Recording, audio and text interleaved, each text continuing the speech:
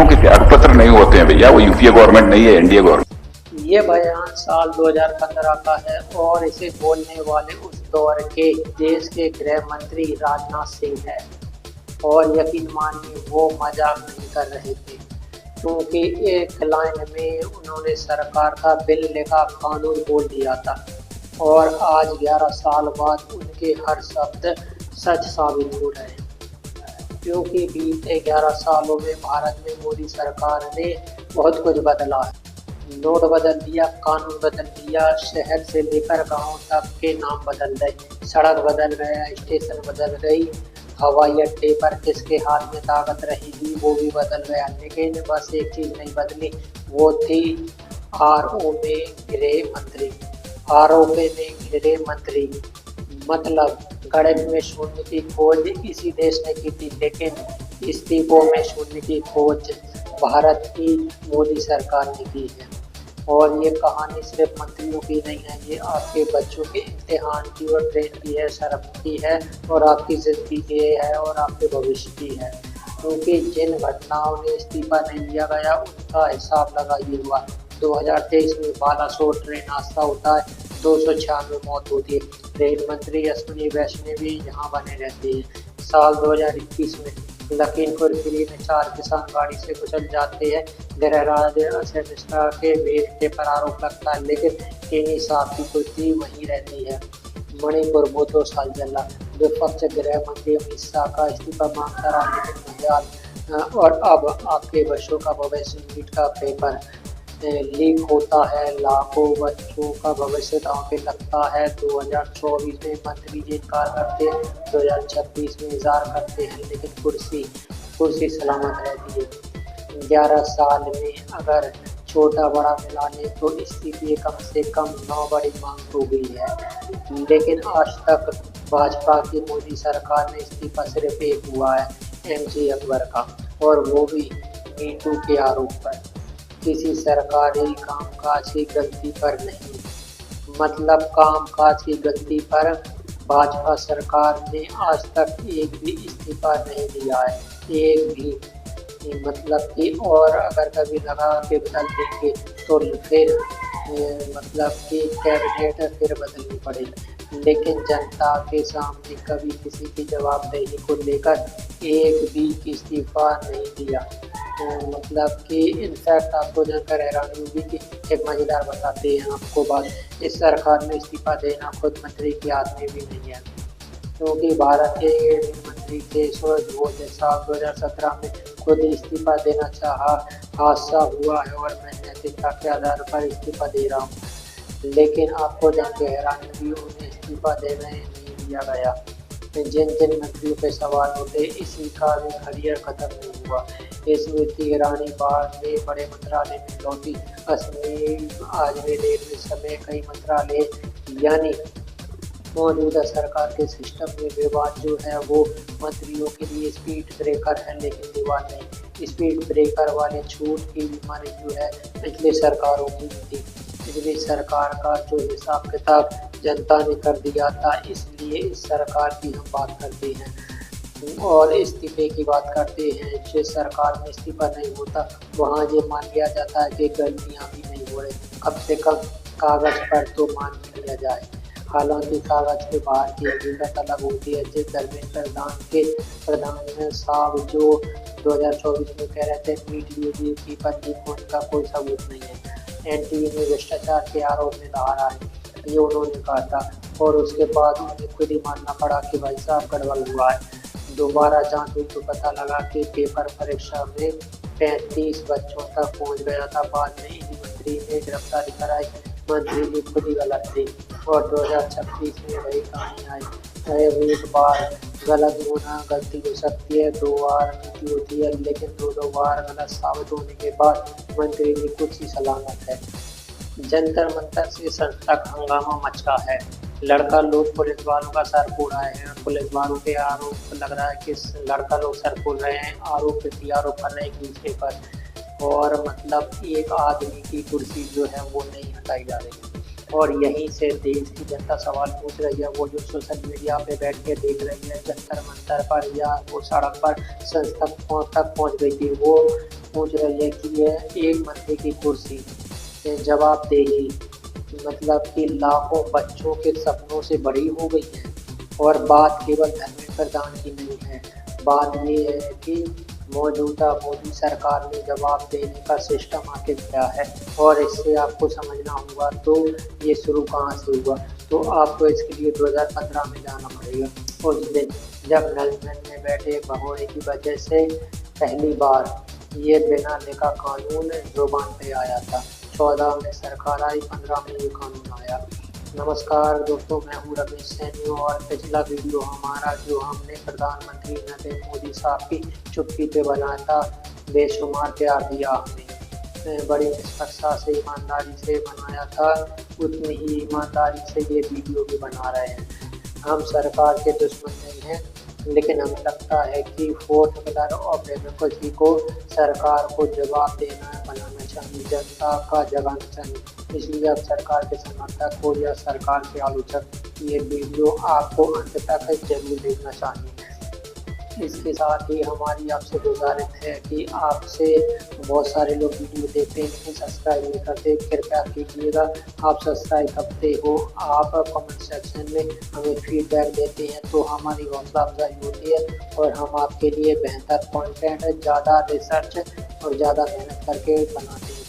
उचित लगे तो फिर साल 2015 पे, वो दिन जब ये नियम बनाया गया था, साल 2015 जब मोदी सरकार को सिर्फ साल भर हुआ था, तब ये आरोप लगा कि विदेश मंत्री सुषमा स्वराज जी और राजस्थान की मुख्यमंत्री वसुंधरा सिंधिया ने लंदन में बैठे भगोड़े ललित मोदी के कागजों का जो प्रतिकाल जा सके। वही भगोड़ा जो आजकल बाहर बैठकर हिंदुस्तान के खिलाफ और तमाम भारत के बिजनेसमैन के खिलाफ अनाप शनाप अलग बोलता रहता है, वही ललित मोदी जो एजेंसियां पड़ी थी, अब उस दौर में विपक्ष संसद जाती है, दोनों के इस्तीफे की मांग उठी, मीडिया में रात दिन की खबर चली।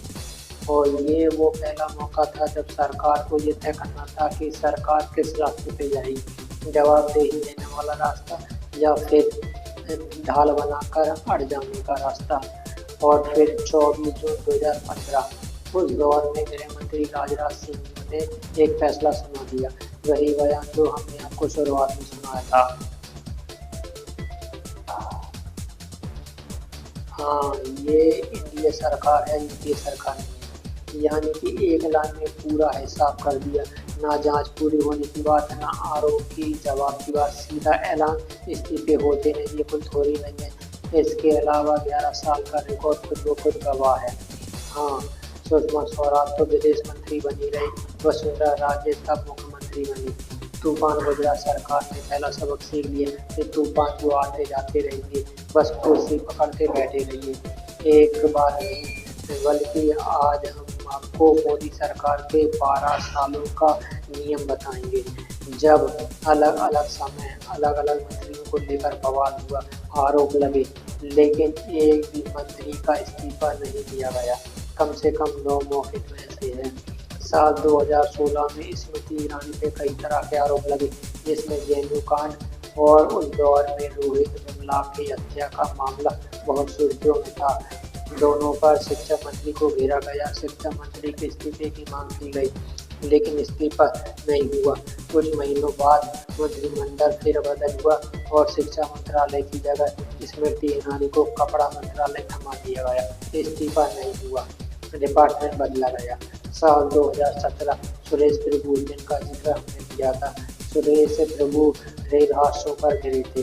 सुरेश प्रभु ने खुद ही हमारे इस्तीफे की पेशकश की, मंत्री साहब जाना चाहते थे लेकिन सरकार ने कहा इस्तीफा मंजूर नहीं करेंगे। मंत्री कह रहे थे कि मेरी नैतिक जिम्मेदारी है और नैतिकता के आधार पर इस्तीफा देना चाहिए। सरकार ने कहा नहीं, हमारे नहीं चलता, मतलब जिम्मेदारी लेने के लिए ऊपर से परमिशन चाहिए। महीने भर के बाद चुपचाप सुरेश प्रभु को कॉमर्स मंत्रालय भेज दिया गया और 2019 के बाद वो कैबिनेट से बाहर आ गए।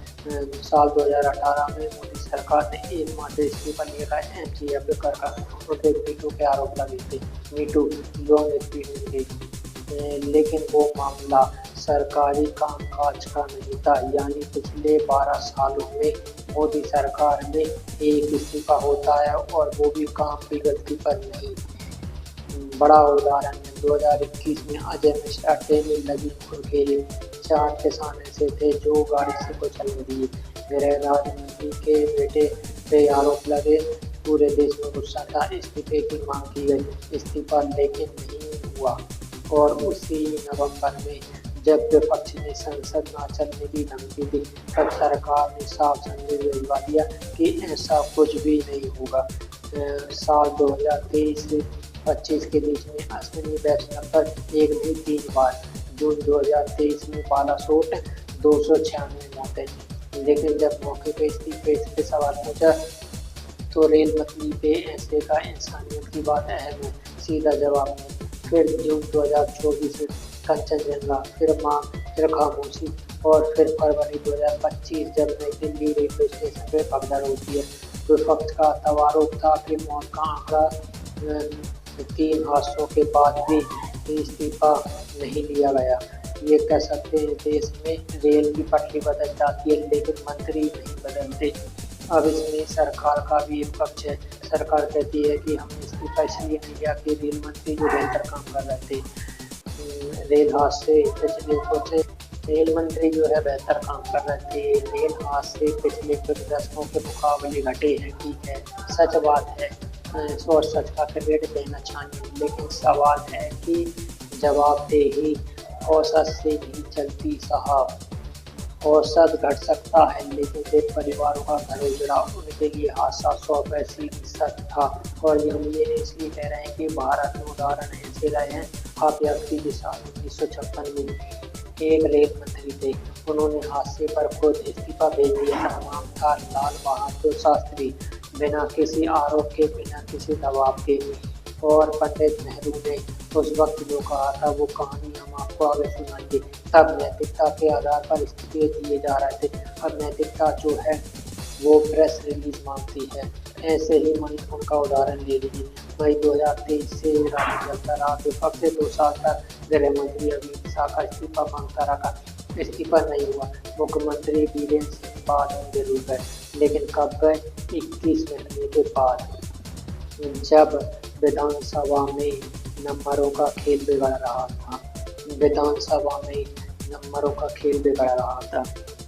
मतलब इस्तीफा जनता के दबाव से नहीं, कुर्सी के गरज से होता है। और ऐसे अनगिनत उदाहरण है। स्मृति ईरानी, सुरेश प्रभु, अजय प्रभा, अश्विनी वैष्णव, धर्मेंद्र प्रधान, अगर आप देखोगे तो बार बार आपको समझ में आएगा कि कामकाज की गलती पर इस्तीफा शून्य है। शून्य मतलब कि अब इसको तुलना करना तो पिछली सरकार से भी तुलना करनी चाहिए। करप्शन को लेकर पिछली सरकार देश से उखाड़ कर फेंकी और ऐसे देखी गई कि 2 बार तो लीडर और पोजीशन भी नहीं मिला, तो उनका हिसाब किताब जनता ने कर दिया था। लेकिन जब आप अब एक्सप्लेनर बनाते हैं तो आप दोनों नजरिए दे दिए जाए ताकि तुलना करने में आसानी हो। तो पिछली सरकार जिसको करप्शन को लेकर मजाक उड़ाया गया था यूपी का 10 साल, उसमें 2010 में IPL विवाद में शशि थरूर गए, 2G पर ए राजा गए थे, आदर्श गौशाले पर अशोक चौहान का इस्तीफा हुआ था।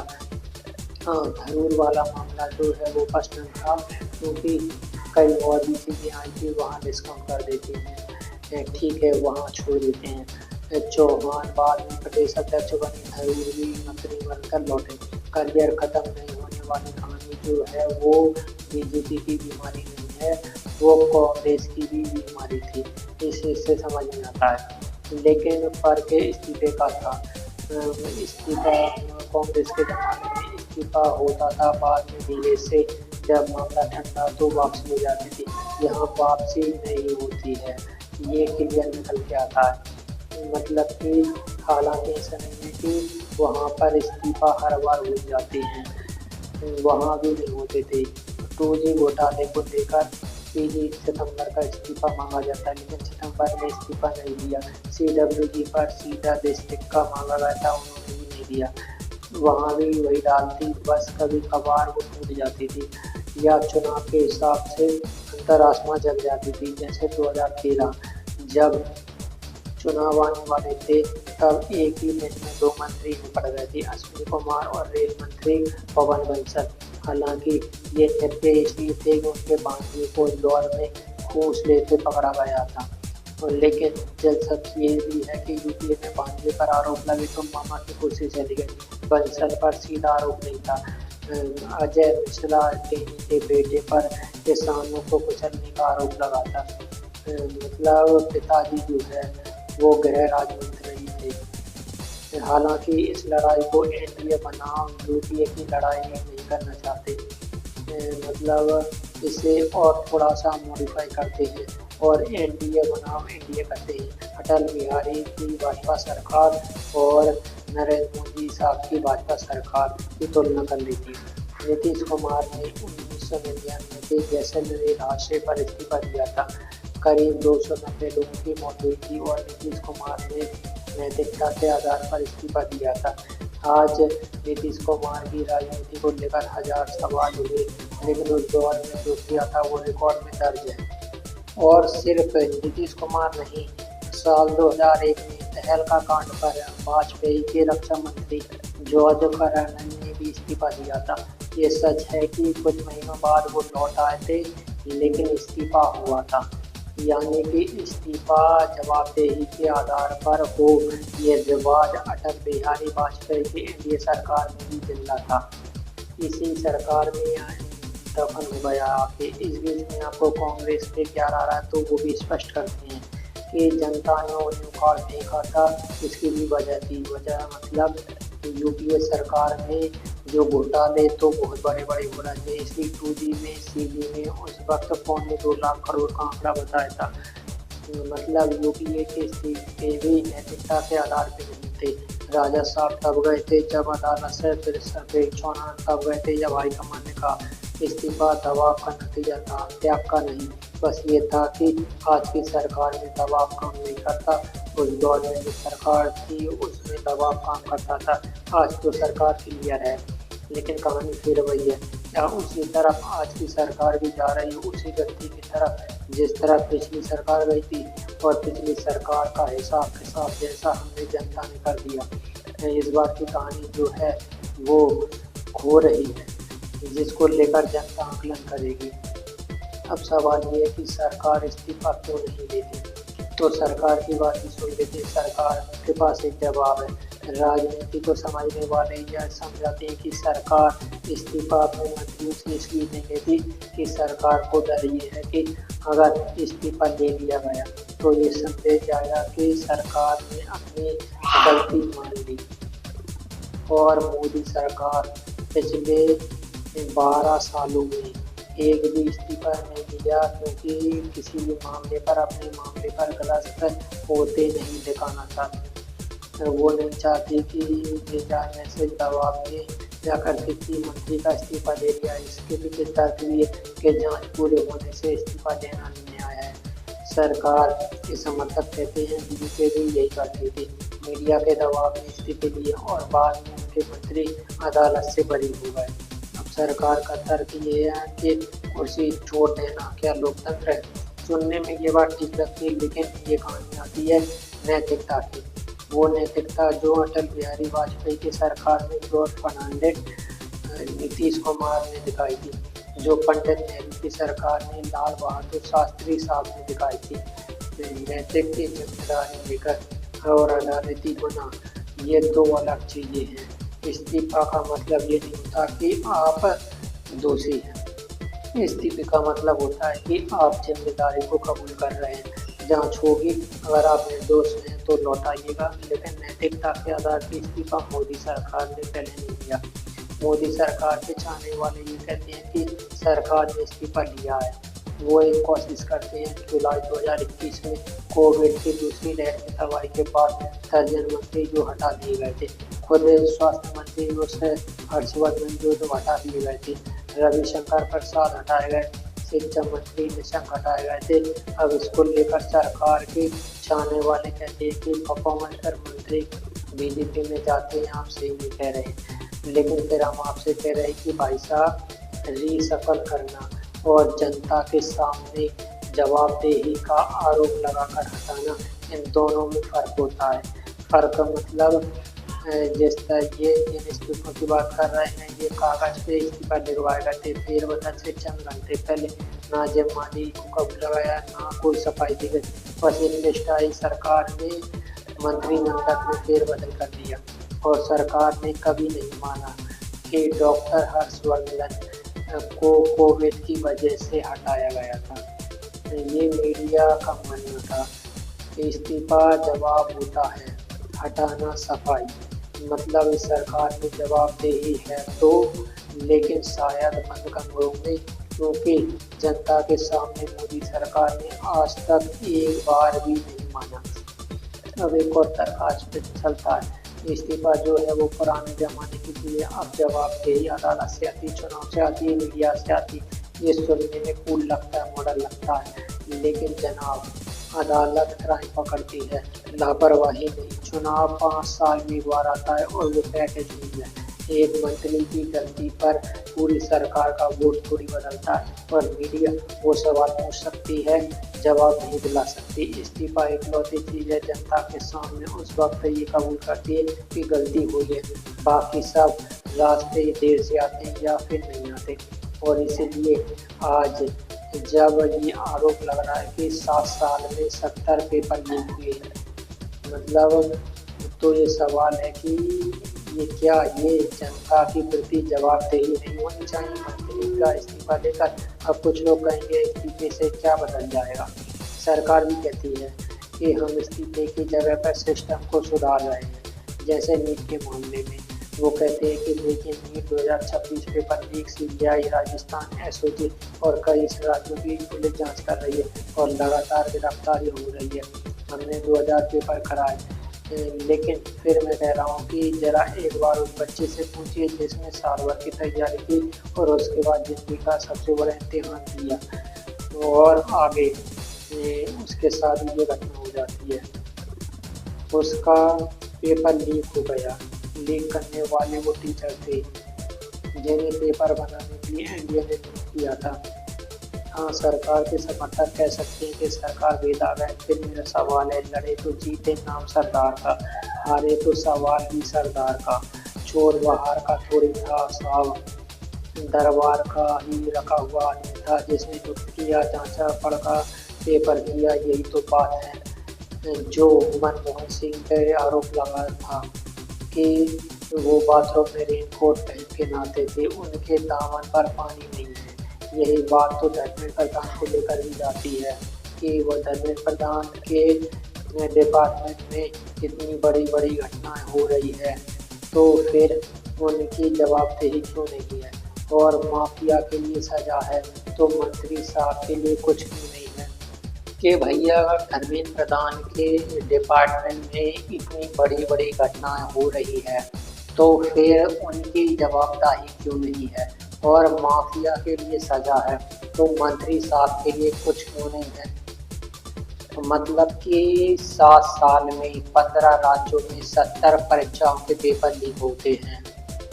विपक्ष तो और बड़ा बड़ा दावा करता है 152 पेपर लीक हुए, 7.5 करोड़ बच्चे प्रभावित हुए। विपक्ष के हिसाब से लीजिएगा 70 वालों तो अखबार में भी छपा है। उसके बाद भी अगर इस्तीफा नहीं होता है तो फिर आगे सवाल है कि कहाँ पर इस्तीफा हुआ। मतलब कोई पैमाना तो होना चाहिए नैतिकता के आधार पर, लेकिन लगता है कि सरकार का हिसाब अलग है।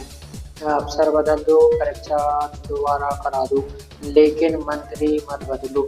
मंत्री बदलने से सरकार पे दाग आएगा और सरकार दाग नहीं लेना चाहती।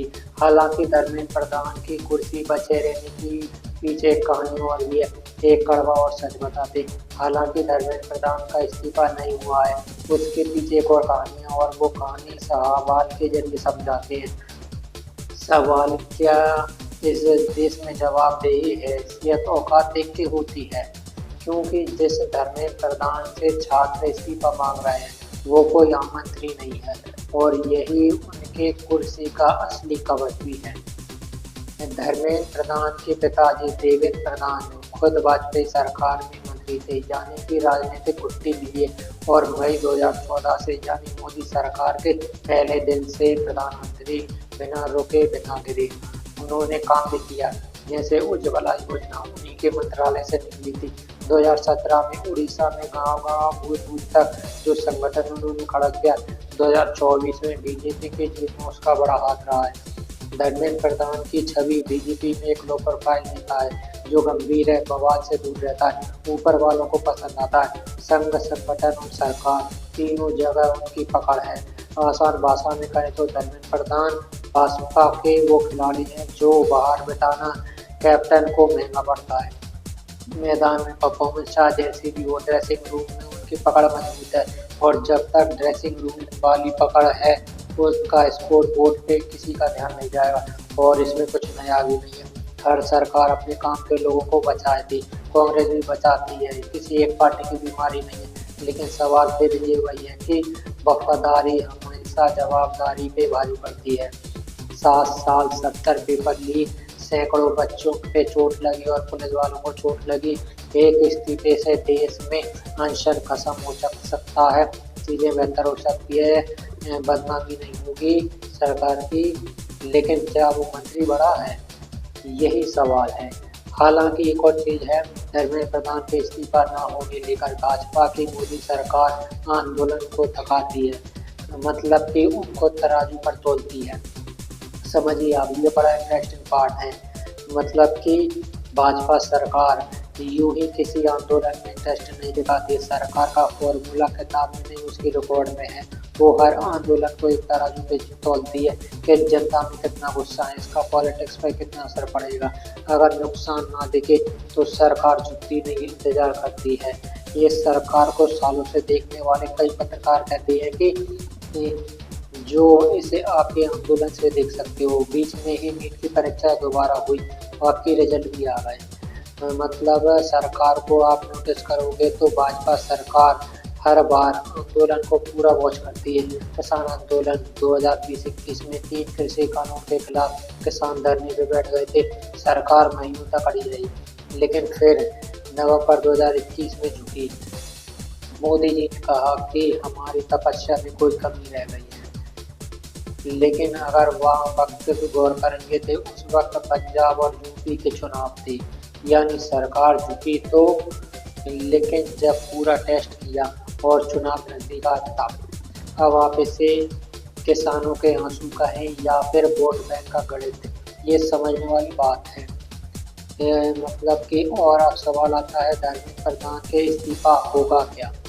तो देखिए 20 जुलाई को जो कुछ सड़क से लेकर संसद के आसपास हुआ, उसके बीजेपी के 2 प्रवक्ता नड्डा घर गए, मतलब मांग पत्र सौंपा, 3 मांगे रखी। सोनम वांगचुक को रिहा कर दीजिए, पीड़ित परिवार को मुआवजा दीजिए और धर्मेंद्र प्रधान का इस्तीफा लीजिए। दिलचस्प ये भी था कि शिक्षा मंत्री का इस्तीफा मांगा जा रहा था और स्वास्थ्य मंत्री की बातचीत करी जा रही थी।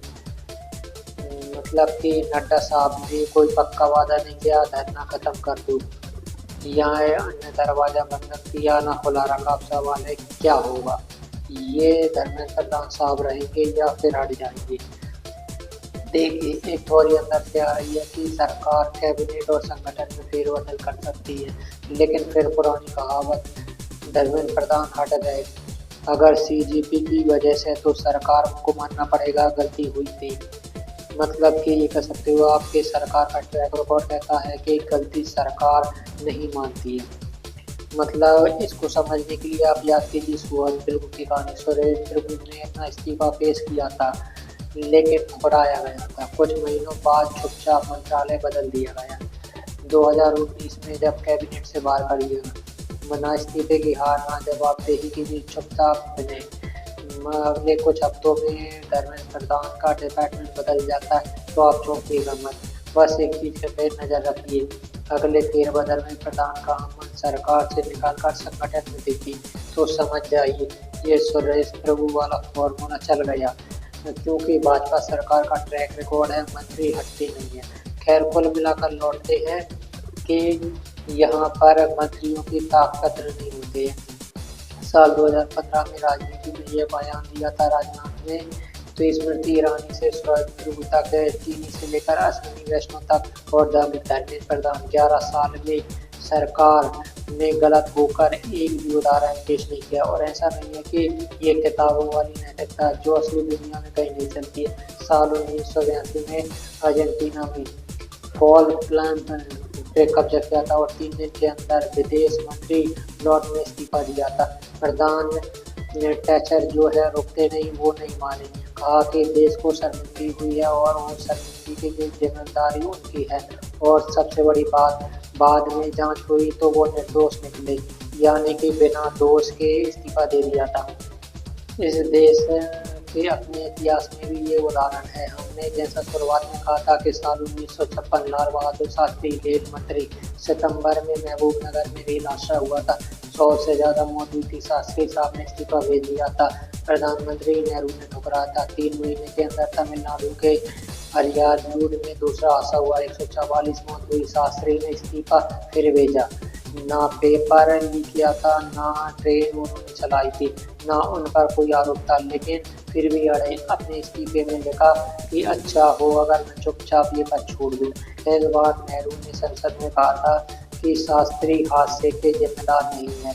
इस्तीफा वो इसलिए मंजूर कर रहे हैं कि भविष्य में देश के लिए एक मिसाल बन सके। अब इन दोनों कहानी को जोड़िए, चाहे शास्त्री साहब की हो या इंग्लैंड वाली कहानी हो। हजारों किलोमीटर के फासले पर एक ही पैरामीटर है की मिसाइलें दी गई थी, लेकिन सवाल आज भारत में उठ रहा है कि अब वो मिसाल कहाँ गई, क्योंकि एक ज़माने में मंत्री थे जो चुपचाप नैतिकता के आधार पर चले जाते थे। आज एक सरकार है जो मंत्री जाते तो हैं, लेकिन नैतिकता जवाबदेही के तकाजे पर नहीं, वो चुपचाप खिसका जाते हैं ताकि जाते हुए भी दिखाई ना पड़े। शब्द वही है, मतलब उल्टा है। तब हादसे पे इस्तीफा था, आज गिरफ्तारी पे नहीं होता है। शास्त्री बिना किसी आरोप के चले गए और धर्मेंद्र प्रधान 2 बार गलत होकर भी बैठे हैं। तब जिम्मेदारी मिसाल थी, आज हार मानी जाती है। और जब दबा देना हार बन जाए तो आप जानते हैं हारता कौन है, ना मंत्री ना पार्टी। हारते हैं वो परिवार जिन्होंने अपने गुप्तों को सहा है, चाहे वो 296 परिवार बालाश्वर में सब कुछ को बैठे, चाहे वो 4 किसान, चाहे वो लाखों बच्चे, जैसे एक लीक कागज की वजह से अपनी जिंदगी का सबसे बड़ा इम्तिहान देना पड़ा। इससे सवाल ये नहीं है कि धर्मेंद्र प्रधान जाएंगे या नहीं। बिटरे में मंत्रियों की जिम्मेदारी का लिखा हुआ नियम है, मजिस्ट्रेट कोर्ट है। हालांकि वो रिवाज धीरे धीरे घिस रहा है, वहाँ भी लोग बदल रहे, मंत्री अड़ने लगे, गुट टूटने लगे हैं। लेकिन फर्क समझिए, जब नियम टूटता है तो टूटता हुआ दिखता है, बहस होती है, रिपोर्ट बनती है, जवाब मांगा जाता है। हमारे यहाँ नियम है, बस बिन लिखा, और ये कि हमारे यहाँ इस्तीफा नहीं होते साहब। तो असली सवाल फिर वही थी, क्या अब इस देश में नैतिक जवाबदेही का कोई लिखा हुआ पैमाना नहीं है? क्या ये पैमाना बनना चाहिए कि इतनी मौत, इतने लीक, इतने गलत बयान आप अगर आते हैं तो आप इस्तीफा मांगना ना पड़े, आप खुद ही छोड़ के चले जाएं। क्योंकि जिस देश में लाल बहादुर शास्त्री को देखा है, उस देश में इतनी उम्मीद तो की जा सकती है। क्या आप सोचते हैं? कमेंट सेक्शन आपका इंतजार कर रहा है। हमारी कोशिश बस ये थी कि आप भारत नैतिकता के आधार पे इस्तीफे जो हैं वो ख़त्म कर दिए। सवाल बड़ा महत्वपूर्ण है और इस सवाल को समझने के लिए पूरी कोशिश करिए। क्या आप क्या सोचते, क्या समझते हैं? ये उदाहरण हमने दिए, उनमें कौन सा उदाहरण है जिसे आपको लगता है कि नए भारत की कल्पना होनी चाहिए? और जाते जाते एक आखिरी सवाल, ये कैसा रामराज है जहाँ पर नैतिकता का कोई पैमाना नहीं है? सोचिएगा जरूर।